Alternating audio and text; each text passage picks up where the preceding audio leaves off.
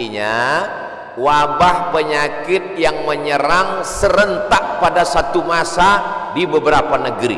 Itu arti pandemi menurut Kamus Besar Bahasa Indonesia. Jangan pandemi kata orang, pandemi juga kata kita. Pas ditanya orang apa itu pandemi, ya masih sejenis demi-demi juga lah. Bahasa Arabnya wabah. Maka doa ulama, Allahumma dafa'anal wabah, angkatlah wabah. Bahasa Arabnya wabah, sampai ke Indonesia ujungnya hamzah berubah jadi ha, wabah. Banyak sekali kata-kata serapan bahasa Arab begitu sampai ke kita berubah. Wabah jadi wabah. Zahir lawannya batin. Telapak tangan ini batin, ini zahir. Kenapa ini disebut batin? Karena tertutup. Kenapa ini disebut zahir? Karena terlihat. Oh kalau gitu ini bisa juga disebut batin tertutup, Pak Ustaz? Enggak, karena yang bisa tertutup cuman ini. Siapa yang bisa menutup ke sini? Enggak bisa. Maka ini disebut batin. Zahiruha wa batinuha, zahir dan batin. Sampai ke Indonesia berubah. Mohon maaf, lahir dan batin. Tidak apa-apa, kita teruskan saja kekeliruan itu karena sudah menjadi umum.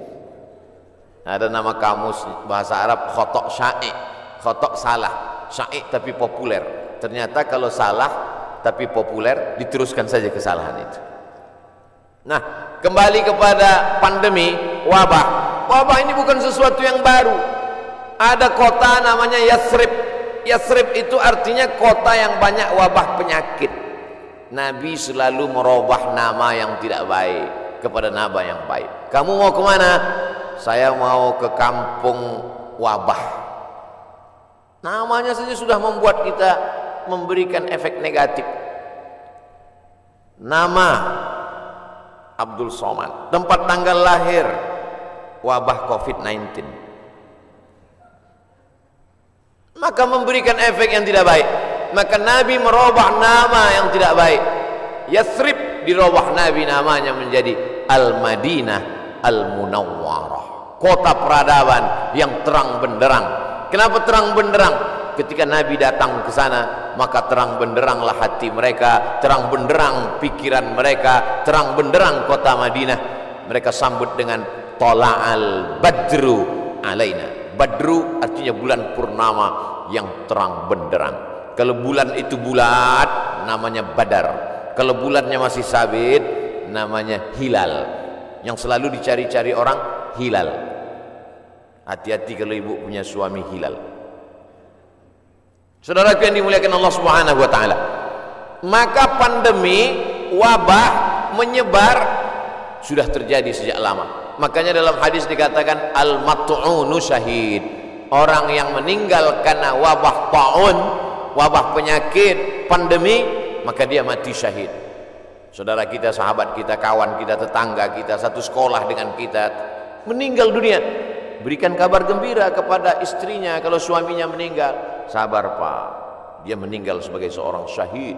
Wala taqulu lima yuqtalu fi sabilillahi amwat.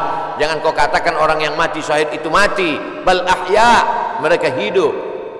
Tapi mereka meninggalnya ketika mau Idul Fitri, Pak Ustaz, bajunya sudah dibeli. Ada yang lebih sayang kepada dia daripada kita. Kita tidak tahu entah apa amal dia sehingga Allah memilih dia untuk berhari raya bersama para malaikat, bersama Allah Subhanahu wa taala. Maka mendengar cerita kita itu lapang dadanya. Kata-kata kita mestilah menjadi setawar sedingin, menawarkan hati yang luka, mendinginkan hati yang panas dari ucapan kata-kata yang menyejukkan. Kalau kita tidak bisa menenangkan orang dengan materi, maka tenangkanlah dengan kata-kata. Rezeki di masa pandemi berkurang. Berapa banyak pegawai, pekerja perusahaan yang di PHK, dirumahkan, kolaps perusahaan, bisnis.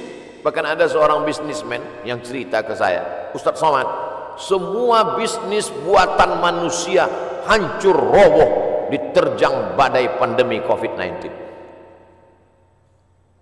Yang bisa bertahan adalah yang buatan Allah Subhanahu wa taala. tanaman kelapa sawit, harga karet, kelapa bertahan. Bisnis yang diciptakan, dibuat manusia, dikreasikan manusia, tumbang Pak Ustaz. Tapi orang beriman tidak pernah berputus asa. Kenapa? Karena dia melihat, memandang itu sebagai hakikat yang datang dari Allah Subhanahu wa ta'ala. Dia berpikir cerdas. Dulu ketika rezeki saya lancar, bisnis saya sampai tidak sempat ke masjid Ustaz, sampai tidak sempat ikut pengajian. Alhamdulillah, dengan adanya pandemi ini kami masih bisa menyekolahkan anak, masih bisa makan, mungkin rezeki berkurang, tapi saya lebih sering ngaji Pak Ustaz. Oh, jadi kamu sering pengajian? Iya, tapi wajah kamu nggak pernah terlihat. Saya pakai masker Pak Ustaz. Kamu sering ikut kajian saya? Ikut Pak Ustaz, tapi saya nggak pernah ngelihat kamu. Saya jamaah online Pak Ustaz. Insya Allah yang ikut pengajian online, surganya tetap offline. Jadi jangan khawatir. Ini ada juga ustaz-ustaz yang menakut-nakuti jamaah, yang selama ini hanya online saja, surganya pun online. Untung jamaahnya kurang cerdas. Kalau jamaahnya cerdas, mana ada surga online? Surga online itu surga bid'ah. Saudara yang dimuliakan Allah Subhanahu wa ta'ala, jadi ketika kita melihat sesuatu itu dengan perenungan, maka sesungguhnya ada hikmah yang luar biasa di balik apa yang diberikan Allah. Asa an takrahu syai'an, boleh jadi kau benci sesuatu, fa huwa khairul lakum, tapi di balik kebencian kamu itu ada manfaat, hikmah yang luar biasa. Asa an takrahu syai'an, boleh jadi kamu tidak suka pada sesuatu, wa yaj'alallahu fihi khairan katsira, dijadikan Allah di balik itu semua ada kebaikan-kebaikan. Tapi kadang kita susah untuk berpikir cerdas, cermat, jernih di tengah hiruk pikuk suara orang banyak. Gimana kata kalau kita mau berpikir saat di tangan kita dua handphone, yang satu IG, yang satu Instagram? Gimana kita mau berpikir jernih di saat kita sedang di tengah orang yang pikirannya berkecamuk? Maka bangunlah di tengah malam, seperti jamaah yang dikatakan protokol tadi, yang datang jam 3 malam ke masjid. Kalau dia sampai ke masjid jam 3, tentu bangunnya jam 2. Yang sholat subuh jam 7.30, nggak tahu bangunnya jam berapa.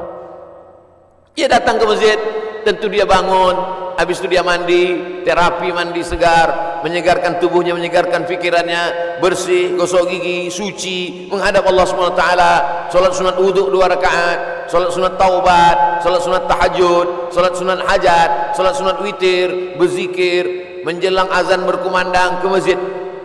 Jernih pikirannya melihat ini.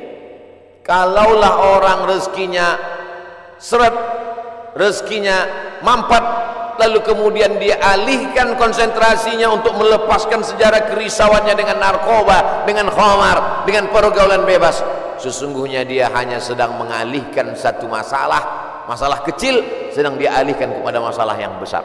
Gimana ibu? Bisnisnya sejak Covid ini makin turun atau makin? Alhamdulillah Pak Ustaz, alhamdulillah ada Covid. Alhamdulillah pula dia bilang ada Covid. Kenapa? Selama ini saya kalau mau buka usaha mesti sewa ruko, mesti sewa tempat. Hari ini saya bisa bisnis online Pak Ustaz. Saya cukup buat pasang iklan, masak di dapur sendiri, menggunakan jasa teman-teman yang bisa mengantar, akhirnya makan. Berapa banyak saudara-saudara kita yang hari ini bisnisnya tetap berjalan. Dengan cara apa? Dengan cara online.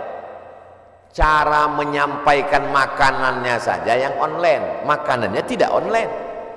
Bukan berarti makanan itu digambar lalu dikirim. Makanannya tetap diantarkan dan berjalan. Kenapa? Karena ketika kita duduk dengan tenang, maka akan ada ide-ide yang diberikan Allah Subhanahu wa ta'ala. Yang menenangkan hati itu siapa? Allah. Huwallazi anzala sakinata. Allah Ta'ala yang menurunkan ketenangan fi qulubil mu'minin, ke dalam hati orang beriman. Tapi tidak semua bisa begini. Apotik, jual obat, minyak kayu putih, haba sauda, madu, justru di musim-musim ini peningkatannya luar biasa. Kenapa? Karena orang takut. Kalau orang takut, dia cemas, dia ngeri, dia suka minum herbal, lalu kemudian dia dengarkan hadis yang disampaikan Ustaz, habbatus sauda syifa'un min kulli da'. Habba sauda, jintan hitam Arab, obat dari segala macam penyakit yang tidak bisa diobatinya, hanya tua dan mati saja. yang lain daripada itu bisa diobatinya. Alaikum bisyifa'aini, hendaklah kamu berobat dengan dua penyembuh, al-asal, madu, wal Quran. Wa nunazzilu minal Qur'ani ma huwa syifa. Kami turun Al-Quran itu sebagai obat, sebagai penyembuh, sebagai penawar. Maka diamalkan mereka ruqyah, habba sauda, herbal, madu, jintan, qastul hindi, maka luar biasa. Tapi saya tidak bisa berpindah dari bisnis ini ke sini, Pak Ustaz. Loh, yang mengatakan engkau tidak bisa bisnis dari pakaian ke herbal itu siapa? Kita sendirilah yang mengkerangkeng pemikiran kita. Kita yang membuat aturan, kita yang membuat diri kita terjebak. Saya sudah usaha pakaian, maka saya tidak bisa berpindah ke usaha lain. Yang membuat kaedah itu diri dia sendiri, dia sendiri membuat kerangkeng, dia sendiri yang berada di dalam, dia sendiri yang menguncinya. Itu sama seperti orang yang membuat kerangkeng besi, dia masuk ke dalam, dia kunci dari dalam, dia buang kuncinya keluar. Dia mengkerangkeng dirinya. Kamu bisa berpindah dari dagangan pakaian ke jualan herbal, berpindah dari berdagang bisnis ini beralih ke sini. Itu adalah pilihan yang ada pada diri kita sendiri. Ada pilihan yang tidak bisa kita pilih. Abdul Somad menjadi orang Melayu, datang dari pulau Sumatera, itu tidak bisa kita memilih. Saya tidak bisa memilih. Malaikat tidak pernah dulu memberikan saya pilihan di alam rahim, Abdul Somad, kau mau jadi orang mana? Mau jadi orang Amsterdam atau mau jadi orang Riau? Tak ada. Itu bukan pilihan saya, itu pilihan takdir dari Allah Subhanahu wa Ta'ala. Tapi ada masanya kita bisa memilih antara bisnis ini atau ini, beralih ini atau ini. Ustaz, ada yang mau saya tanyakan Ustaz? Ya silakan. Bolehkah saya beralih bisnis? Boleh. Yang tak boleh beralih ke lain hati. Saudaraku yang dimuliakan Allah Subhanahu wa Ta'ala. Jadi bagaimana tiba-tiba pikiran kita menjadi sempit sampai tidak nampak solusi? Bagaimana tiba-tiba hati kita ini menjadi beku sampai semuanya terasa menyulitkan, menyusahkan kita? Maka Allah Subhanahu wa Ta'ala memberikan kita kelapangan. Man lazimal istighfar, siapa yang melazimkan istighfar, mengistiqomahkan, mengamalkan istighfar, ja'alallahu lahu min kulli dhiqin makhraja. Habis waktu ceramah. Oh, matahari terbit. Hebatnya di Masjid Agung Sunda Kelapa. Setiap matahari terbit bunyi alarm. Setiap matahari terbit bunyi alarm. Setiap matahari terbit bunyi alarm. Lama-lama jamaah mengambil kesimpulan bahwa kalau alarm tidak berbunyi, matahari tidak terbit.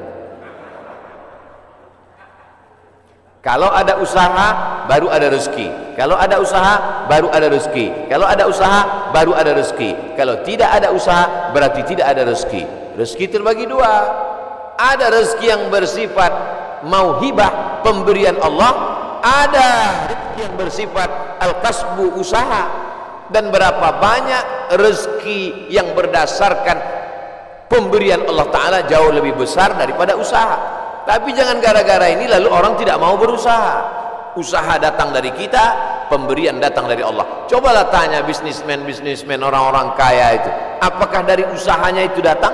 Berapa banyak usahanya biasa saja, tapi pemberian Allah Subhanahu wa Ta'ala luar biasa. Yang dinilai Allah adalah bagaimana seorang hamba berusaha. Itulah ahlus sunnah wal jamaah. Adapun orang yang berpangku tangan menunggu hujan turun dari langit, mereka adalah ahlul bid'ah wad dhalalah. Namanya kelompok Jabbariyah. Jabr, al-Jabr. Ada wali nikah itu namanya wali majbur, wali yang boleh memaksa. Jabariyah orang yang terpaksa. Kata dia, hidup dia ini terpaksa karena takdir. Kau kenapa tidak berusaha? Semua sudah ditakdirkan Allah. Kau kenapa mabuk? Saya tidak ada niat mabuk Pak Ustaz, saya terpaksa karena takdir. Dua salah dia. Pertama, dia berbuat dosa. Yang kedua, dia mengkambing hitamkan Tuhan atas segala dosa-dosanya. Maka orang seperti ini dihukum double oleh Sayyidina Umar bin Khattab. Pada zaman Umar pun spesies manusia seperti ini sudah ada. Yang sekarang ini hanya pengikut-pengikutnya saja, neonya, model barunya muncul di zaman modern ini.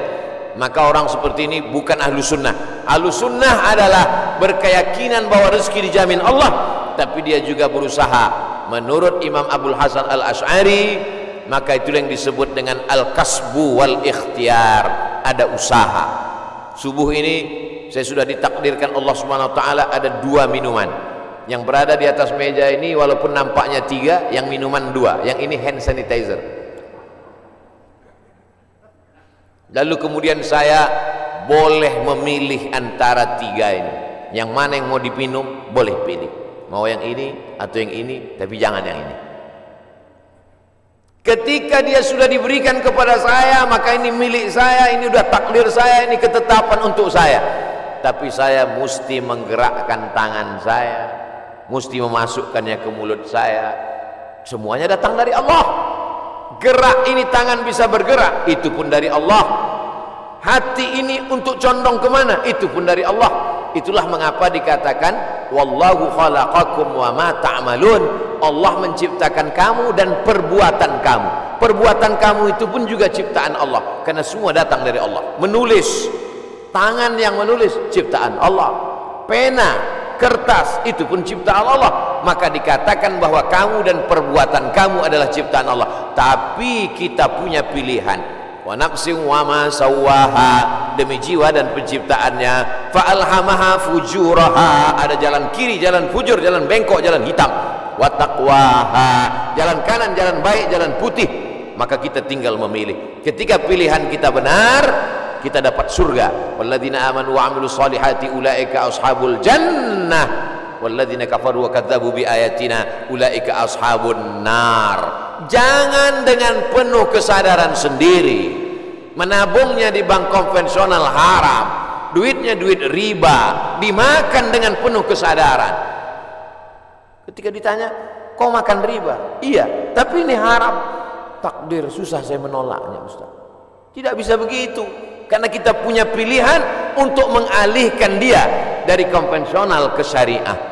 Kita punya pilihan untuk memilih antara yang haram dengan yang halal. Ketika pilihan itu tepat, disitulah balasan datang dari Allah Subhanahu wa ta'ala. Saudaraku yang dimuliakan Allah, ada orang yang sanggup memilih tapi dia tidak mau. Ada orang yang tidak tahu, ada yang pura-pura tidak tahu. Maka semua jenis manusia ini nanti akan mempertanggungjawabkannya di hadapan Allah Subhanahu wa ta'ala. Dengan mengaji kita menjadi tahu. Setelah tahu, ujiannya lebih berat. Selama ini kita tidak tahu, kadang-kadang ada enaknya juga tak tahu. Ada mahasiswa lama, ada mahasiswa baru. Mahasiswa lama dengan mahasiswa baru duduk di tempat yang sama, mau daftar ulang di awal tahun ajaran. Tiba-tiba turun seseorang lewat. Mahasiswa lama lari pontang-panting, mahasiswa baru nyantai sambil duduk merokok, ngelihat cuek aja. Memangnya yang lewat itu siapa? Rektor. Kenapa mahasiswa lama lari pontang-panting? Dia kenal, dia tahu. Kenapa mahasiswa baru cuek saja seperti tak ada masalah? Karena tidak tahu. Makanya banyak orang sekarang tidak mau tahu dengan agama. Kenapa? Karena kalau saya tahu nanti jadi takut. Padahal takut itulah yang dipesankan oleh khotib di atas mimbar. Takutlah kepada Allah. Itulah yang kita tanamkan selama Ramadan 30 hari, 30 malam, malamnya qiyam, siangnya siam. Akhir daripada target puasa itu adalah la'allakum tattaqun, takut. Salat, tegak, ruku, sujud, subuh, zuhur, asar, maghrib, isya, tahajud, witir, doa, qabliyah, ba'diyah. Apa yang ingin dicapai? Inna salata tanha 'anil fahsya wal munkar. Kajian subuh, kajian kita ini, apa target visi misi dari kajian ini? Kajian ini supaya takut kepada Allah, jangan sampai makan haram, jangan gara-gara pandemi ini lalu kita kemudian berubah keyakinan. Makanya pesan Nabi, qul amantu billah, berilah aku pesan ya Rasulullah. Kalau sudah aku terima pesan yang singkat padat ini, aku tidak akan bertanya lagi kepada siapapun. Katanya, amantu billah, katakan aku beriman kepada Allah. Tsumma istaqim, istiqamah. Istiqamah sebelum pandemi, istiqamah berusaha dengan rezeki yang halal. Setelah pandemi pun juga istiqamah. Mudah-mudahan kajian ini membuat kita tetap istiqamah tetap kuat iman dan Islam. Kita sampaikan kepada sahabat jamaah semuanya bagaimana menghadapi pandemi tetap dengan rezeki yang halal.